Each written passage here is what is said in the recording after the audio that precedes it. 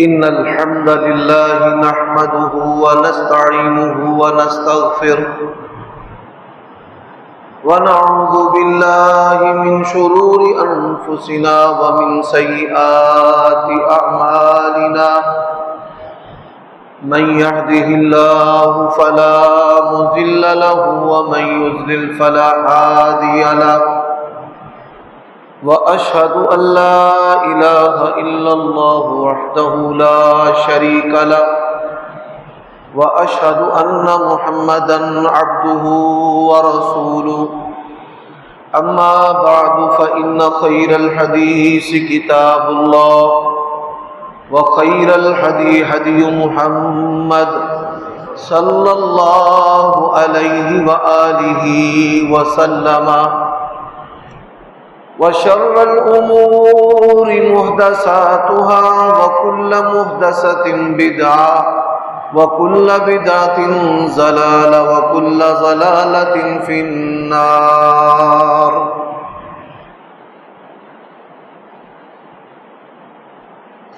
اللهم صل وسلم على نبينا محمد وبارك وسلم وصل عليه. أعوذ بالله من الشيطان الرجيم.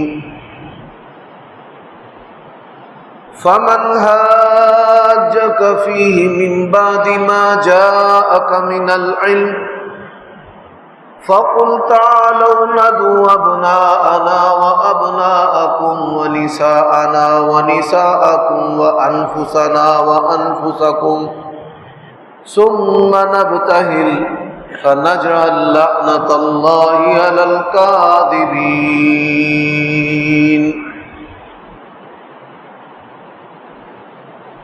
عیوب اور نقائص سے پاکیزہ تمام قسم کی حمد و ثنا اللہ وحدہ لا شریک لہ کے لیے، اور درود و سلام شفیع للمذنبین خاتم النبیین رسول کریم رؤوف الرحیم صلی اللہ علیہ وآلہ وسلم کی ذات اقدس پر.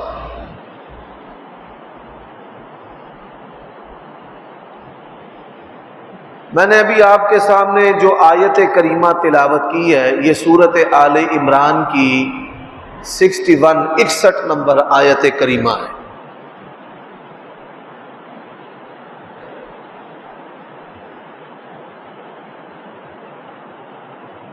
جزیرہ عرب کے اندر ایک مشہور علاقہ ہے نجران.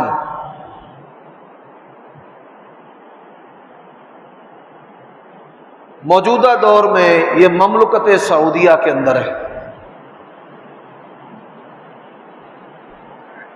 وہاں عیسائیوں کی بڑی تعداد تھی. ان تک نبی علیہ الصلوۃ والسلام کی خبر اور دعوت پہنچی.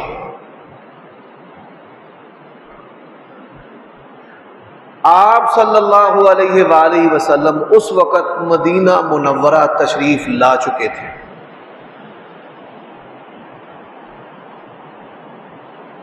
مفسرین اور شارحین نے لکھا ہے کہ یہ سن 9 ہجری یعنی نبی علیہ الصلوۃ والسلام کی وفات سے 1 سال پہلے کا واقعہ ہے.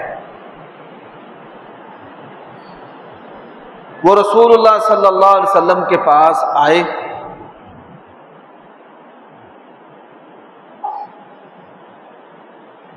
دلائل کے ساتھ گفتگو ہوئی.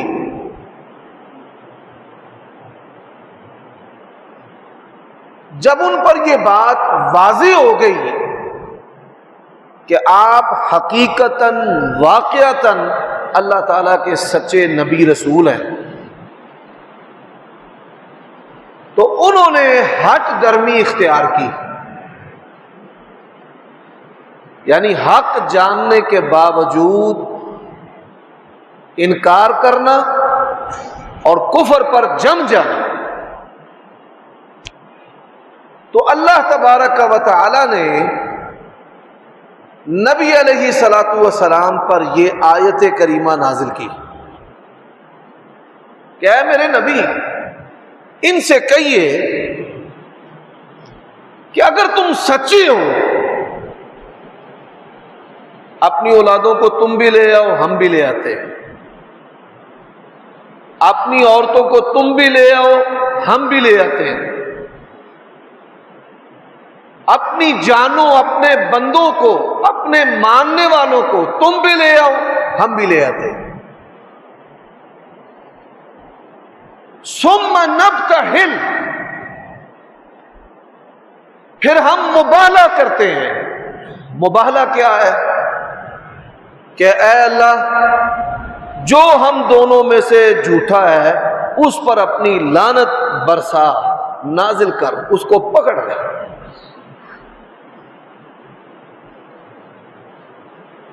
جب یہ آیت کریمہ نازل ہوئی نبی صلی اللہ علیہ وآلہ وسلم کی تینوں بیٹیاں فوت ہو چکی تھیں، سیدہ رقیہ، ام کلثوم اور سیدہ زینب رضی اللہ عنہن، اور آپ صلی اللہ علیہ وآلہ وسلم کی اولاد میں سے صرف ایک بیٹی زندہ تھی، سیدہ فاطمہ رضی اللہ تعالی عنہا۔ سیدہ فاطمہ نبی علیہ الصلوۃ والسلام کی وفات کے 6 ماہ بعد فوت ہو گئی۔ آپ صلی اللہ علیہ وسلم کی وفات کا صدمہ ہی انہوں نے لیا، اور امام بخاری رحمہ اللہ سیدہ فاطمہ رضی اللہ تعالی عنہا ان کے کرب کے تکلیف کے وہ جملے صحیح بخاری میں لے کر آئے ہیں۔ ان الفاظ کے اندر اتنی گہرائی ہے کہ کس طرح انہوں نے وہ ایام نبی علیہ الصلوۃ والسلام کی وفات کے بعد گزارے ہیں۔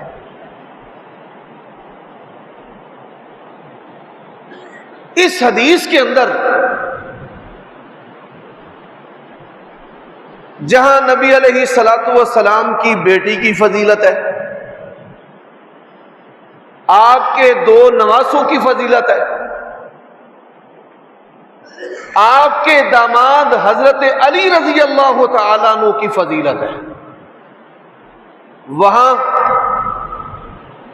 صحابہ کرام رضوان اللہ علیہ مجمعین کی بھی فضیلت ہے کہ نبی علیہ الصلوۃ والسلام نے اللہ تعالیٰ کے حکم سے بچوں کو، عورتوں کو، اور اس کے ساتھ جو ماننے والے ہیں انفسنا و انفسکم، کہ تمہارے مذہب کے ماننے والے وہ بھی آ جائیں اور جو ہمیں مانتے ہیں وہ بھی آ جائیں۔ آپ صلی اللہ علیہ وآلہ وسلم نے چادر لی ہوئی تھی،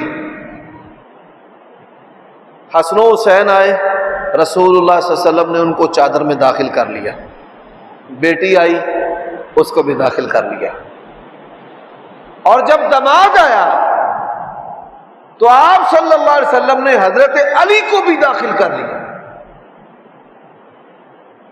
اور کیا کہا کہ یا اللہ یہ میرے اہل خانہ ہے کہ جن کو میں ان کافروں کے مقابلے میں لے کر کے جاؤں گا۔ اب اس حدیث میں آج کے خطبہ جمعہ سے جو مناسبت رکھنے والی بات ہے کہ آیت کریمہ کی تفسیر میں نبی علیہ الصلوۃ والسلام نے حضرت علی کو شامل کیا ہے۔ دوسری بات، اللہ تبارک و تعالیٰ نے قرآن مجید میں کہا ہے وَالسَّابِقُونَ الْأَوَّلُونَ مِنَ الْمُهَاجِرِينَ وَالْأَنصَارِ، سب سے پہلے اسلام کو قبول کرنے والے مہاجر و انصار کون ہیں؟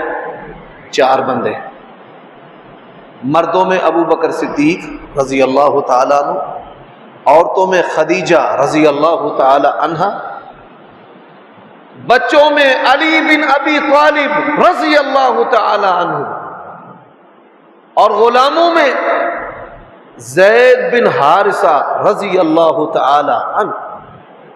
یہ سیدہ خدیجہ کے غلام تھے جو انہوں نے رسول اللہ کو دے دیے، اور اسی غلام کی وجہ سے نبی علیہ الصلوۃ والسلام کا نکاح سیدہ خدیجہ سے ہوا۔ رسول اللہ مال تجارت لے کر گئے، خدیجہ رضی اللہ تعالی عنہا نے زید بن حارثہ کو کہا پوری خبر رکھنی ہے کہ یہ بندہ کیسا ہے۔ اس نے سفر کے اندر جو جو نبی علیہ الصلوۃ والسلام کے اعمال، اوصاف، برکات دیکھی، اس نے آ کے سیدہ خدیجہ سے بیان کر دی، اور انہی اوصاف کی وجہ سے سیدہ خدیجہ رضی اللہ تعالی عنہا نے نبی علیہ الصلوۃ والسلام کو نکاح کا پیغام بھیجا، اور آپ کی سب سے پہلی بیوی خدیجہ رضی اللہ تعالی عنہا۔ اب یہ بندہ کوئی عام بندہ نہیں ہے، یہ وہ زید ہے۔ قرآن مجید میں صرف ایک صحابی کا نام ہے، یہ زید بن حارثہ رضی اللہ تعالی، صرف ایک صحابی، اور اللہ کے نبی ان سے کتنی محبت کرتے تھے۔ ان کے والد کو پتا چلا کہ میرا جو بیٹا ہے، گم شدہ بیٹا زید،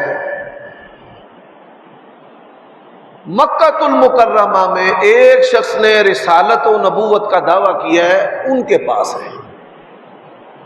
واقعہ کیا ہوا؟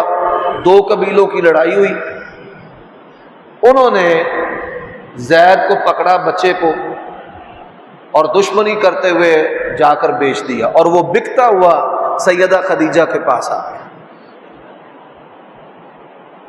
حارثہ رسول اللہ صلی اللہ علیہ وسلم کے پاس آئے، آپ منہ مانگی دولت اور قیمت مانگے۔ دنیا ایویں نہیں کہیں دی کہ پتر کو پتر ہوندے نے، ماپے کا ماپے نہیں ہوندے۔ اولادیں جو ہیں وہ والدین کو چھوڑ جاتی ہیں، اللہ کی قسم ہے والدین اولادیں نہیں چھوڑتے۔ اس نے کہا جی آپ منہ سے فرمائش کریں، کتنا سونا، کتنا مال، کتنی دولت آپ کو چاہیے، مجھے میرا بچہ واپس کر دے۔ نبی علیہ الصلوۃ والسلام نے زید بن حارثہ کو بلوایا، باپ بیٹے کی بڑی جذباتی ملاقات ہوئی۔ آپ نے فرمایا تیرے والد تجھے لینے آئے ہیں،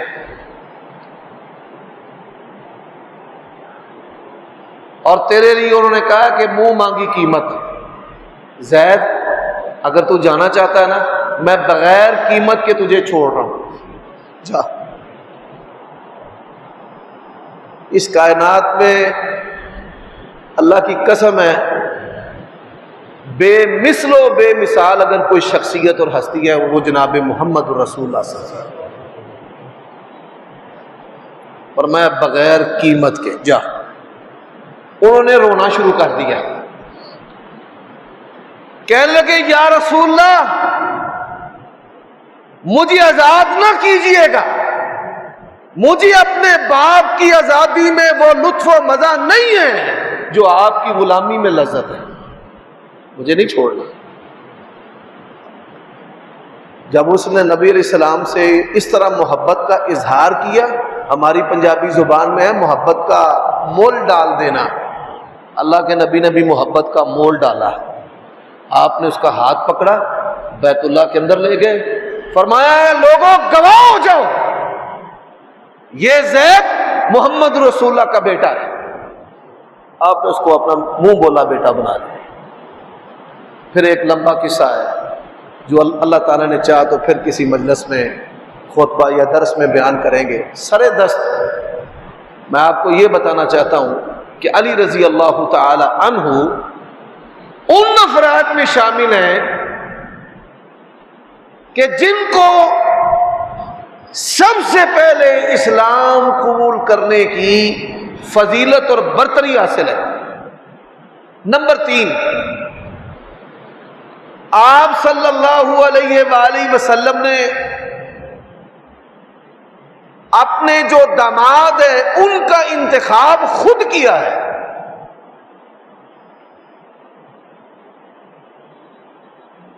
اور آپ یہ سن کر بھی حیران ہوں گے کہ نبی علیہ الصلوۃ والسلام نے جہاں حضرت عثمان کے فضائل بیان کیے، حضرت علی رضی اللہ تعالیٰ عنہ کی شان اور شوکت بیان کی ہے، بحیثیت داماد سب سے زیادہ نبی علیہ الصلوۃ والسلام نے جس کی تعریف کی ہے، آپ یہ بھی سن کر حیران ہوں گے، وہ حضرت زینب کے خامد ابو العاص رضی اللہ تعالیٰ عنہ کی تعریف کی ہے.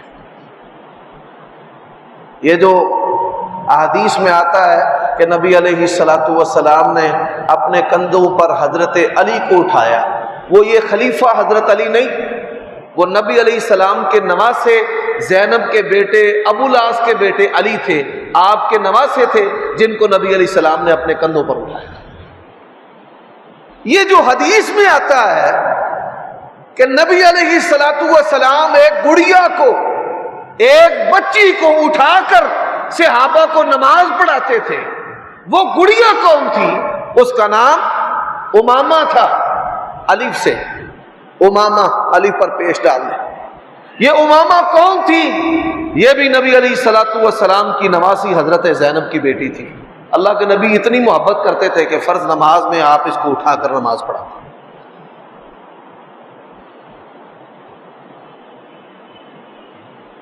تو حضرت علی رضی اللہ تعالیٰ عنہ کی یہ فضیلت بھی آپ صلی اللہ علیہ وآلہ وسلم کی بیٹیوں میں سب سے زیادہ جو فضیلت والی بیٹی ہے وہ سیدہ فاطمہ ہے، جس پر حدیث ہے.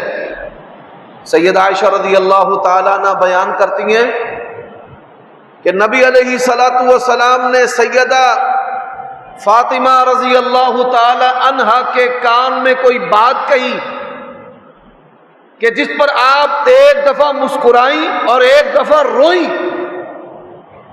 میں نے پوچھا، اے فاطمہ، تیرے بابا نے تیرے کان کے اندر کیا بات کہی ہے؟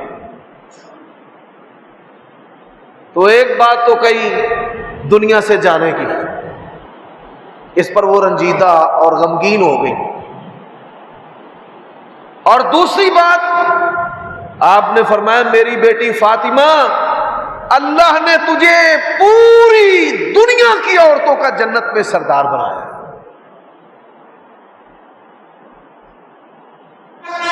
اب اسی کے ساتھ ایک اور حدیث سنیں.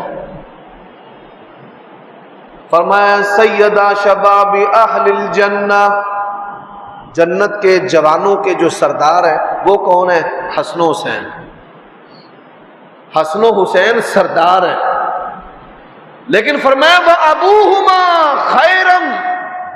خَيْرًا مِّنْهُمَا خَيْرًا هُمَا، کہ جو ان کے باپ علی ہیں وہ ان دونوں سے بھی بہتر.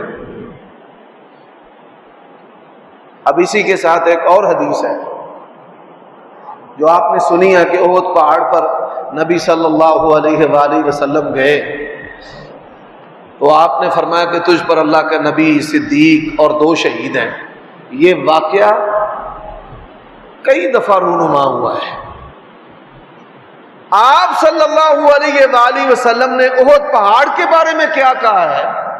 جو لوگ حج عمرہ پر گئے ہیں، ایک چیز پر غور کیجئے گا. آپ جہاں بھی جاتے ہیں وہاں پر بورڈ لگا ہوا ہے، حاجی عمرہ کرنے والے یہ عبادت کی جگہ نہیں، یہ دعا کی جگہ نہیں، بالخصوص جہاں صحابہ کرام کی قبریں ہیں. لیکن ایک جگہ ایسی ہے کہ جس کو سعودی گورنمنٹ نے بڑا مزین اور خوبصورت کیا ہوا ہے. وہ کون سی جگہ ہے؟ وہ احد پہاڑ ہے. جب رات ہوتی ہے تو احد پہاڑ کو دیکھنے کا منظر، چاروں اطراف میں انہوں نے لائٹیں لگائی ہوئی ہیں. کیوں لگائی ہیں؟ صحیح بخاری میں حدیث ہے، نبی علیہ الصلوۃ والسلام نے فرمایا، یہ احد ایسا پہاڑ ہے ہم اس سے محبت کرتے ہیں اور یہ ہم سے محبت کرتا ہے. یعنی پتھر ہونے کے باوجود اس پہاڑ کے اندر نبی علیہ الصلوۃ والسلام اور صحابہ کرام کی محبت تھی. نبی علیہ الصلوۃ والسلام جب دوبارہ تشریف لے گئے تو آپ صلی اللہ علیہ وسلم کے ساتھ طلحہ تھے، زبیر تھے، علی تھے. اس نے حرکت کی، فرمایا خیر علیک نبی اللہ و صدیق و شہداء، تجھ پر اللہ کے نبی، صدیق اور اللہ کی راہ کے شہید ہیں. جس طرح حضرت عمر عثمان کی شہادت کی خبر نبی علیہ الصلوۃ والسلام نے اپنی زندگی میں دیا ہے، اسی طرح حضرت علی رضی اللہ تعالیٰ عنہ کی شہادت کی خبر بھی نبی علیہ الصلوۃ والسلام نے اپنی زندگی میں دی. آپ لمحہ بھر کر یہ سوچئے کہ اس بندے کے کیا کہنے ہیں کہ جس بندے کے رشتے کا انتخاب نبی علیہ الصلوۃ والسلام نے اپنی سب سے پیاری اور چہیتی بیٹی کے لیے خود کیا ہو. صحابہ کرام میں کئی لوگ خواہش مند تھے کہ فاطمہ رضی اللہ تعالی عنہا کے ساتھ ہماری شادی ہو جائے، لیکن فاطمہ کے لیے رسول اللہ صلی اللہ علیہ وسلم نے حضرت علی کو پسند کیا ہے. حضرات، حضرت علی رضی اللہ تعالیٰ عنہ کی جو کنیت ہے وہ ابو تراب ہے. ہوا کیا، میاں بیوی میں اختلاف ہو گیا. یہ جو صاحبزادیاں ہوتی ہیں سیدہ فاطمہ، ان کے لیے فخر کی بات تھی کہ وہ رسول اللہ کی بیٹی ہیں. اب خامد جو ہے وہ یہ سمجھتا ہے کہ میں خامد ہوں. جب ان میں اختلاف ہوا تو حضرت علی رضی اللہ تعالی عنہ وہ گھر چھوڑ کر مسجد میں چلے گئے. نبی علیہ السلام آئے، فرمایا علی کدھر ہے؟ انہوں نے کہا جی کھٹ پٹ ہوئی ہے. مسجد چلے گئے. رسول اللہ صلی اللہ علیہ وسلم مسجد میں گئے تو دیکھا کہ سونے اور لیٹنیاں لینے کی وجہ سے جسم کے اوپر مٹی لگی ہوئی ہے. آپ نے بڑے محبت والے انداز میں کہا قم یا ابا تراب، او مٹی والے اٹھ، ایتھے پیا درویشا. حضرت علی رضی اللہ تعالیٰ عنہ کو نبی علیہ السلام کے یہ کلمات اتنے پیارے لگے کہ انہوں نے رسول اللہ صلی اللہ علیہ وسلم کے بولے ہوئے کلمات جو ہیں وہ بطور کنیت اور پہچان کے رکھ لی. اس وجہ سے ان کو ابو تراب کہا جاتا ہے. حضرات، ایک بات اور کہنا چاہتا ہوں. جس طرح بڑے بڑے جو علماء اور ائمہ ہیں، لوگوں کی خواہش ہوتی ہے کہ ہماری بیٹیوں کی شادیاں مالدار لوگوں سے، پروفیسروں سے، مولویوں سے، خطیبوں سے ہو جائیں. اسی طرح اس دور میں یہ سرداروں کے خاندان کا سپوت تھا علی رضی اللہ تعالی عنہ. اب ابو جہل جو ہے عمر بن ہشام، یہ بھی سردار تھا، اگرچہ غزوہ بدر کے اندر یہ مسلمانوں کے ہاتھوں قتل ہو گیا.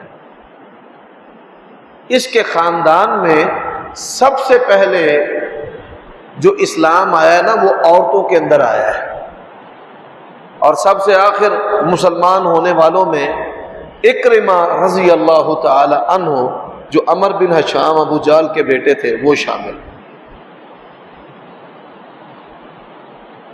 جزیرہ عرب کے اندر اسلام پھیل گیا. یہ بھاگنے کے لیے کشتی میں سوار ہوئے، کشتی سمندری طوفان میں پھنس گئی تو یہ اپنے دیوی دیوتاؤں کے نام لینے لگے.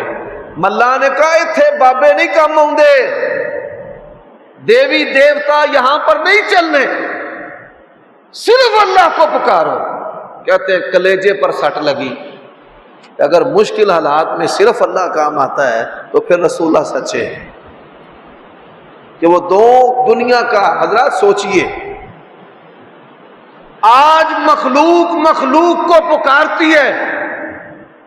مجھے بتائیے کہ دنیا کا کون سا ایسا مشکل کام ہے جو تمہارا رب اور پروردگار نہیں کر سکتا؟ آئے اسلام قبول کیا اور پھر سچے پکے کھرے مسلمان۔ حضرت علی رضی اللہ تعالیٰ عنہ ابو جہل کی بیٹی سے نکاح کرنے لگے۔ رسول اللہ صلی اللہ علیہ وسلم کو پتہ چلا، آپ نے فرمایا بھائی بات سن، اللہ کے دوست محمد رسول اللہ، اللہ کے نبی، اللہ کے رسول، اور اللہ کے دشمن، اس کی بیٹی ایک بندے کے نکاح میں جمع نہیں ہو سکتی۔ حضرت علی رضی اللہ تعالیٰ عنہ نے پھر اس بات کا اتنا پاس رکھا کہ جب تک سیدہ فاطمہ زندہ رہی، رسول اللہ صلی اللہ علیہ وسلم زندہ رہے، انہوں نے پھر دوسرا نکاح نہیں کیا۔ نبی علیہ السلام فوت ہوئے، سیدہ فاطمہ فوت ہوئیں، پھر حضرت علی رضی اللہ تعالی عنہ نے کئی نکاح کیے اور 15 کے قریب حضرت علی رضی اللہ تعالی عنہ کے بیٹے۔ حضرات، حضرت علی رضی اللہ تعالی عنہ کے کمالات میں سے یہ کمال بھی ہے، غزوہ تبوک کے علاوہ کوئی جنگ بھی ایسی نہیں جس میں حضرت علی رضی اللہ تعالی عنہ شامل نہ ہوئے۔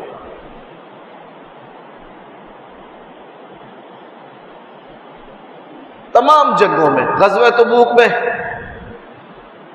نبی علیہ الصلوۃ والسلام نے ان کو پیچھے چھوڑ دیا کہ آپ مدینہ میں رہیں۔ کیوں چھوڑا؟ بچے، عورتیں، اور پھر وہاں پر منافقین۔ کسی آدمی نے مذاق اڑایا کہ تو ایسا دلیر بہادر ہے کہ تجھے اللہ کے نبی بچوں بیویوں میں چھوڑ کے جا رہے ہیں۔ آپ صلی اللہ علیہ وآلہ وسلم سے انہوں نے شکوہ کیا، یا رسول اللہ یہ لوگ بات کہتے ہیں۔ آپ نے فرمایا انت منی بمنزلۃ ہارون من موسیٰ الا انہ لا نبی بعدی۔ اے علی، تیرا میرا تعلق ایسے ہے جیسے موسیٰ اور ہارون کا تعلق، کہ موسیٰ طور پر جاتے تھے اور پیچھے حضرت ہارون علیہ السلام قوم میں رہتے تھے۔ ہاں، میرے بعد کوئی نبی پیدا نہیں ہو سکتا، کسی کو نبوت اور رسالت نہیں مل سکتی۔ اسی طرح دوسری حدیث ہے کہ جب آپ صلی اللہ علیہ وسلم مکہ سے ہجرت کر کے مدینہ تشریف لائے، آپ نے ہر مہاجر کو انصاری کا بھائی بنایا۔ حضرت علی رضی اللہ تعالیٰ عنہ بڑی حساس طبیعت کے مالک تھے۔ کہنے لگے یا رسول اللہ، آپ نے ہر ایک کو، ہر کسی کو دوسرے کا بھائی بنا دیا، مجھے نہیں کسی کا بھائی بنایا۔ رسول اللہ صلی اللہ علیہ وسلم نے حضرت علی کا ہاتھ پکڑا اور میں انت اخی فی دین اللہ، تو مجھے بھائی بنا رہے،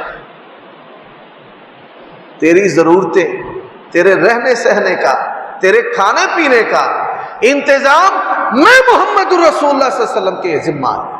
اور یہی وجہ ہے آج جس حجرہ میں اللہ کے نبی مدفون ہے، یہ آپ کا گھر تھا، آپ نے اپنے آدھا گھر جو ہے وہ حضرت علی کو دے دیا۔ پیچھے حجرہ فاطمہ ہے، آگے حجرہ عائشہ ہے، اور میں تو میرا بھائی ہے، تیرا نانو نفقہ، تیرا خرچہ، تیرا گھر میرے ذمہ ہے۔ کیوں؟ آپ نے مہاجروں کو انصاریوں کا بھائی بنایا۔ بھائی جس کو بھائی بنایا ہے اس کو گھر بھی، کاروبار بھی، رشتہ بھی، جتنی بھی اس کی معاشرتی ضروریات ہیں وہ انصاریوں نے پوری کرنی ہے، یہ ان کی ذمہ داری۔ تو فرمایا تیری معاشرتی ضروریات میں محمد رسول اللہ پوری کروں گا۔ حضرات، غزوہ خیبر مشکل جنگوں میں سے ایک جنگ ہے۔ قلعے کی بڑی بڑی اونچی فصیلیں تھیں، صحابہ کرام نے بڑا لمبا محاصرہ کیا۔ بعض کی رائے یہ بھی تھی کہ ہمیں واپس چلے جانا چاہیے، پھر کبھی دوبارہ حملہ کریں گے۔ آپ صلی اللہ علیہ وآلہ وسلم نے فرمایا لَأُعْطِيَنَّ الرَّایَ غَدًا، میں کل آنے والا جو دن ہے ایک ایسے بندے کو جنگ کا جھنڈا دینے والا ہوں، اللہ اور اس کا رسول اس سے محبت کرتا ہے اور وہ بھی اللہ اور اس کے رسول سے محبت کرتا ہے۔ یہ بہت بڑی بات ہے۔ صحابہ کرام ان میں سے بڑے بڑے کبار صحابہ ان کی یہ خواہش تھی کہ اللہ کے نبی ہمارا نام لے. حضرت عمر رضی اللہ تعالیٰ عنہ کہتے ہیں ساری زندگی عہدے کی لالچ طمع میرے دل میں نہیں آئی، لیکن اللہ کے نبی کے جو الفاظ تھے نا کہ اللہ اور اس کا رسول اس سے محبت کرتا ہے اور وہ بھی اللہ رسول سے محبت کرتا ہے، ان لفظوں کی وجہ سے میرے دل میں یہ خواہش پیدا ہوئی کہ کاش نبی علیہ الصلوۃ والسلام میرا نام لے. جب اگلا دن آیا صحابہ کرام منتظر تھے تو آپ صلی اللہ علیہ وسلم نے فرمایا علی کدھر ہے؟ لوگ اپنے بیٹوں کو اپنے جوانیوں کو بچا لیتے ہیں. یہ دنیا کا واحد لیڈر ہے کہ جہاں جان کی بازی کی باری آتی ہے تو آپ صلی اللہ علیہ وسلم اپنے پیاروں کو آگے کرتے ہیں. چلو فرمایا علی کدھر ہے؟ حضرت علی کی آنکھوں میں تکلیف تھی، درد ہو رہی تھی. آئے کہتے ہیں یا رسول اللہ میری آنکھوں میں تو بڑی درد ہے. لوگوں کے مجمع کے اندر ہی اللہ کے نبی نے اپنا لعاب مبارک حضرت علی کی آنکھوں میں لگایا، اللہ تبارک و تعالیٰ نے فوراً آنکھیں ٹھیک کر دی. فرمایا یہ جھنڈا ہے. اور پھر حضرت علی رضی اللہ تعالی عنہ لڑے اور ایسے دلیرانہ لڑے کہ اللہ تبارک و تعالیٰ نے ان کے ہاتھوں پر یہ جنگ کی فتح جو ہے مسلمانوں کو عطا کی. حضرات آپ کو یہ پتہ ہے کہ منافقین جو ہیں وہ نبی علیہ الصلوۃ والسلام کو تکلیف دینے کا کوئی موقع ہاتھ سے نہیں جانے دیتے تھے. رسول اللہ صلی اللہ علیہ وسلم کے پاس فتوحات کا مال آیا، یمن سے سونا تھا، حضرت علی نے اس کو تقسیم کیا تو انہوں نے حضرت علی رضی اللہ تعالیٰ عنہ پر اعتراض کر دیا یہ کون ہوتا ہے تقسیم کرنے والا؟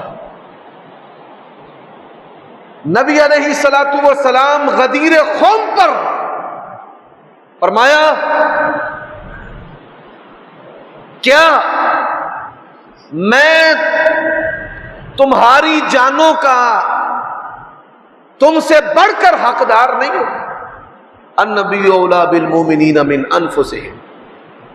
جیسے ہم کہتے ہیں نا کہ میرا باپ مجھے ذبح بھی کر دے تو میں سی نہ کروں، میری جان کا مجھ سے زیادہ حقدار میرا باپ ہے.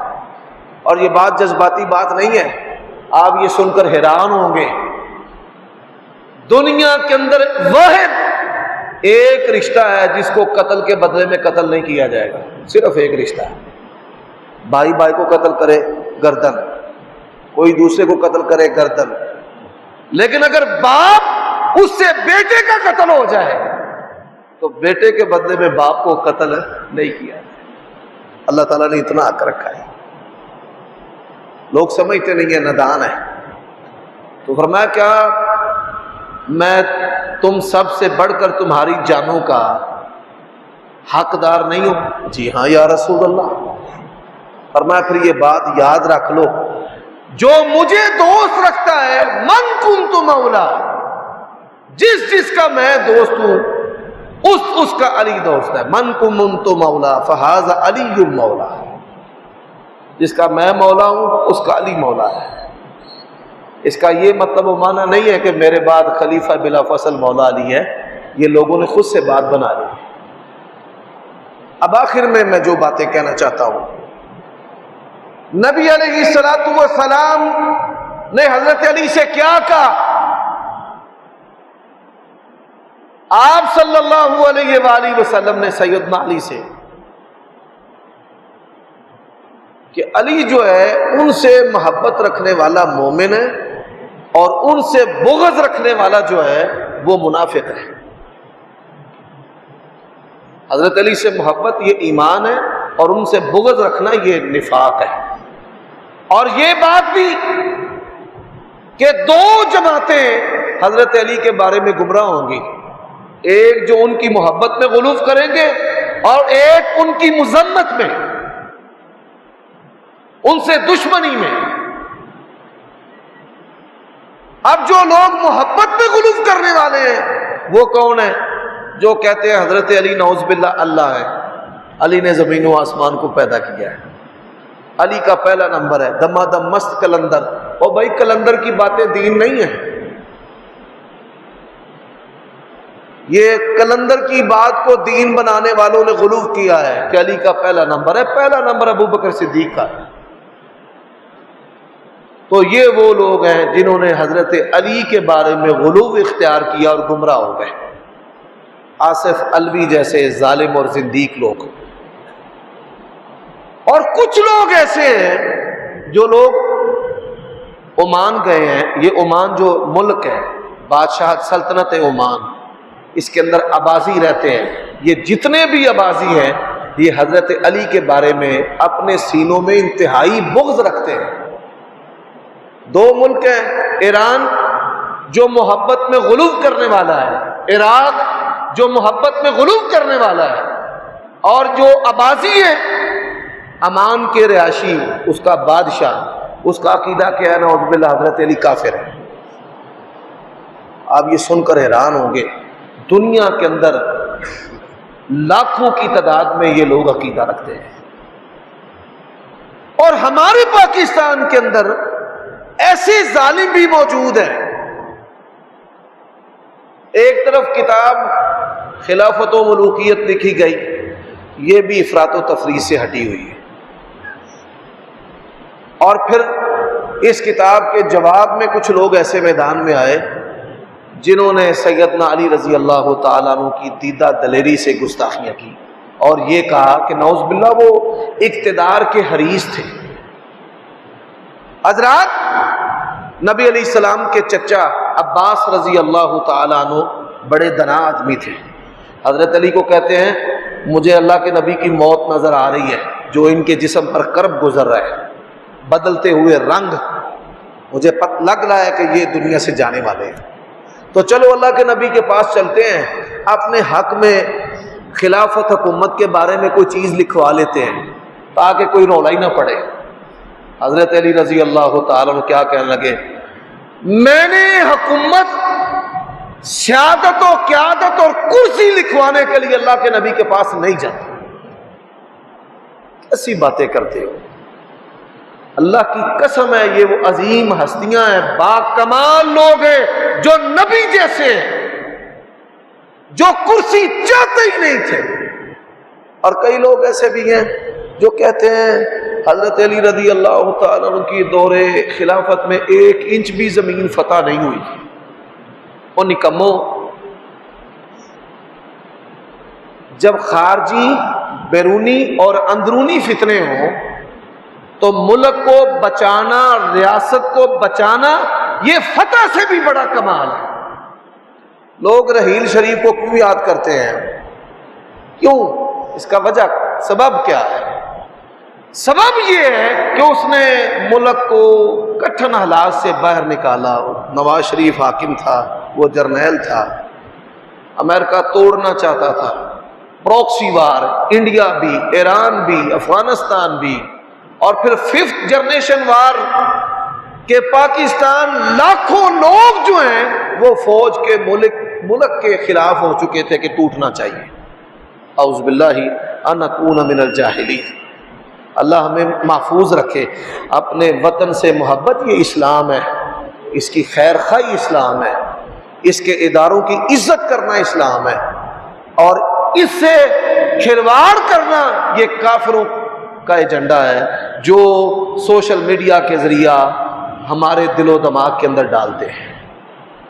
تو حضرت علی رضی اللہ تعالیٰ عنہ نے فتنوں کے دور میں اسلامی ریاست کو گرنے سے بچایا ہے۔ یہ گرنے سے بچانے کا عمل یہ فتوحات سے بھی بڑا عمل ہے۔ وہ عظیم انسان تھے۔ اللہ تعالی ہمیں، ہمارے بیٹوں کو ان جیسی باکمال زندگی گزارنے کی توفیق عطا فرمائے۔ اور آپ اہل تشیع سے سوال کریں کہ نبی علیہ الصلوۃ والسلام آپ کی وفات کے 24 سال تک حضرت ابو بکر، عمر، عثمان کی حکومت رہی ہے، تو بتائیے حضرت علی نے کوئی مسجد الگ بنائی ہو، کوئی فرقہ الگ بنایا ہو، کوئی امام الگ کھڑا کیا ہو، اگر ان سے محبت کا دم بھرتے ہو، انہوں نے نماز ابو بکر عمر عثمان کے پیچھے پڑھی ہے، تو پھر سچا شیعہ وہی ہے علی کو ماننے والا جو حضرت ابو بکر عمر عثمان ان کو امام مانے اور ان کے عقیدے کے حامل جو لوگ ہیں ان کے پیچھے نمازیں پڑھیں۔ انہوں نے تو کوئی الگ، کوئی امام بارگاہ، کوئی الگ فرقہ، کوئی الگ ٹائٹل، کوئی الگ کتاب، کوئی ایسی چیز اس کی تقسیم کی نہیں۔ ان کی سیرت سے اتحاد، اتفاق یہی ملتا ہے کہ جس کے بارے میں اللہ کا قرآن کہتا ہے رحماء بینہم۔ اللہ ہمیں سمجھنے کی توفیق عطا فرمائے۔